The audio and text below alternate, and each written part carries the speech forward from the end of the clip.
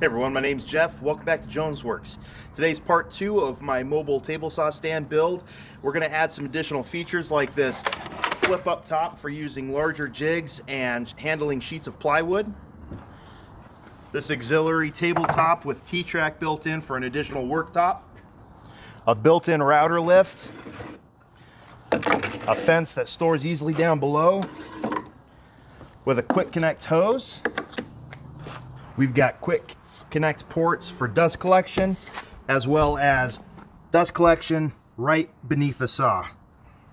I hope you guys enjoy the build. Now let's get to the project.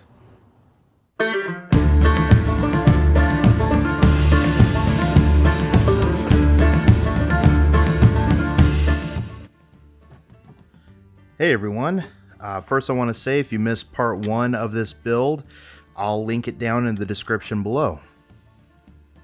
To get started, I'm just going to mark where the router lift is going to be. I've got this template, which is the outside of the router lift, and I'm just using those blocks of wood to mark where I want the ledge to be that the lift is going to rest on. I find it easiest to drill a hole at every corner and then connect each one of those holes using a jigsaw. I want to mention, before I flipped the top over, I reached below with a pencil and marked out where the frame is. That way the router lift and anything I do to the top won't interfere with the frame. This is the first router lift I've ever owned and the only one that I have experience with. But I'm sure every router lift is different, so make sure you're making your marks based off of your router lift. After cutting out the hole, I flipped the top back over, so I'm now working on the top. I centered the template and marked it out, so if I end up moving it, I can easily find where it's supposed to be. And now I'm getting ready to route out the ledge for the lift to rest on. Here I'm cutting a little bit more out because I actually made a mistake when I was marking mine out, so make sure you pay extra attention, unlike what I did here. To secure the template to the table, I'm just using some blue painter's tape. I'm putting CA glue down on one side and activator on the other. I think it's easy to do this way because you can't always get clamps out in the middle of your work surface.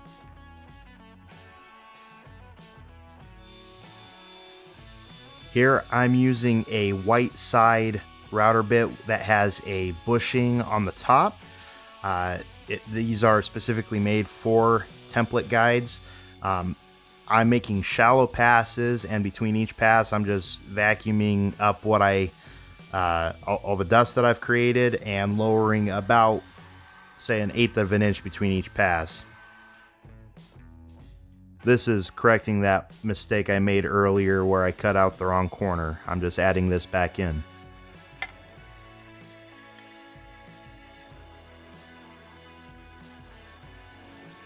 Making sure it fits. And we're good. Here I'm marking out the holes for the screws that hold down the router lift.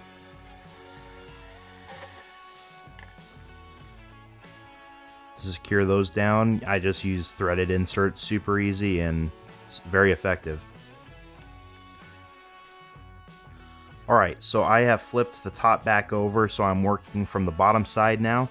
I'm gluing these strips in to lower the dust bucket that I'm going to be attaching here soon.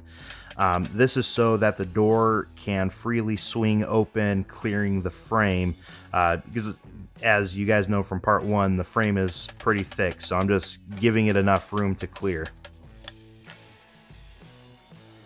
To do this, all I'm doing is layering strips of plywood.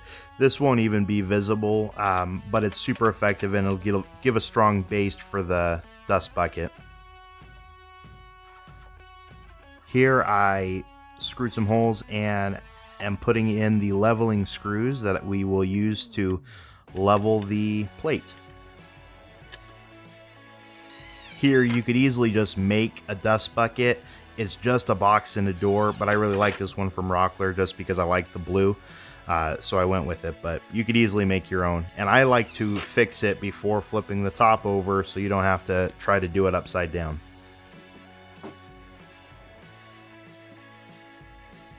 Putting the router in should be pretty easy. Got one of these collars for my router. It's an adapter. I've got the DeWalt 618. Put the collar in, and then the motor should slide right in. There we go. And it's all the way down, and when it's all the way up in the table, you want the collet to be sticking up so you can access it. So this, I have it placed on a couple of blocks here so the collet can go down past the plate, and then tighten it up. That's the wrong one. These ones. Then we'll lower the router into the hole, and it fits really well. Stoked to have that turned out. Next, I'm just drilling a hole where the post for the router fence is going to attach. I'm just using a hole saw here, and once that hole is done, I'm putting a round over around this hole, and then also around the perimeter of the worktop. Next, I'm routing a groove for T-track. This is so I can use feather boards or jigs or anything like that.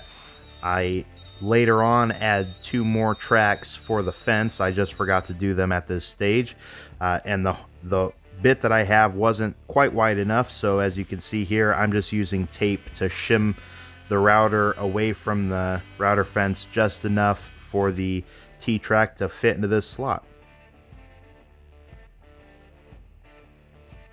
Moving on to the auxiliary work table. This is actually the reason I didn't put trim on the router table itself. I just did that round over. It's because this thing is going to slip over the top, and the trim on this table is actually going to capture the lower table. So I just wanted that round over to make it super easy to find where that thing goes. And here I'm doubling it up, and I'm just using a flush trim bit to flush it up and make it look nice. Now I'm attaching the trim. I chose to do this having it clamped to the other table because for some reason the plywood that I got was bowed, so I was using the trim to try to flatten it out. And I'm just doing butt joints. I'm not mitering these corners because I need them to be super strong, and I'm just using a flush cuts pull saw to trim them down to size. Here I decided to chamfer the top side, and I'm rounding over the bottom side because you're gonna grab the bottom side with your hand, so I wanted to make sure it was nice and soft. Now I plan on using this as a assembly table mostly, so I'm putting in some T-track. I will link the T-track I'm using down below. It's awesome, and it's very affordable. Alright guys, for this next bit, I didn't really want to do a step-by-step because this probably doesn't pertain to every table saw, but with my particular table saw, this guy, there's a lot of dust buildup right under this front section of the saw. I don't know why, but I decided to add some dust collection down below the saw. So I've got a port going straight to the outfeed side that comes up underneath. This guy is going to eventually be on the top layer of this, so this is the main frame underneath the top. I just wanted to show you that before we continue. Alright, I got the top on, and I routed out this opening for the port. I did make a mistake when I was marking it out, and I left a gap around the side. That's okay, I'll just fill that up with silicone and tiers. Last thing to do with the top is trim it out and chamfer the edge and then throw some finish on. So here we go. Alright, just like the worktop, I am trimming this and just using butt joints to match, cutting off the excess with my pull saw. I didn't mention it earlier, but I am using ash for this. The reason being, like I mentioned, the plywood for the worktop was bowing a little bit, so I decided to use some hardwood to try to flatten it out. It just ended up looking really nice too, so I used it throughout the project. Moving on to the router table fence, I am laminating some sheets of plywood together. Laminating these sheets together makes for a super flat fence. We'll also be clamping this to a level to ensure that it stays completely flat. Now all these strips are cutoffs from the plywood throughout the project, so they're not the same size, but we will flush trim them up after the glue dries. When I am nailing these together, I'm making sure to use as few as possible, and I'm only doing it at the ends because I'm going to cut that off.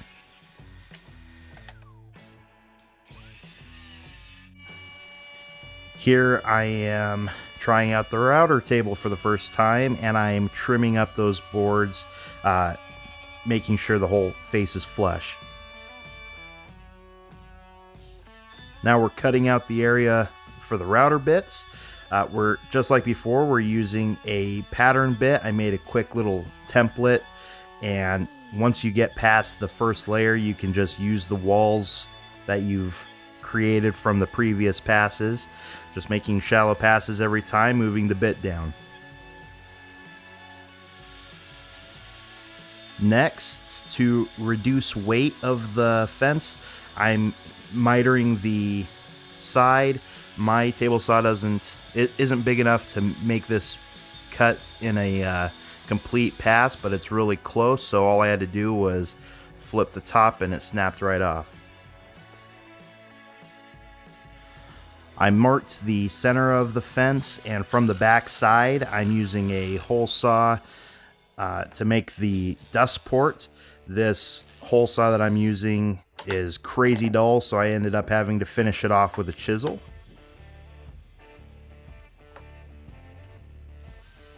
Here I'm attaching the face of the fence. I like to use just MDF. This is a sacrificial piece.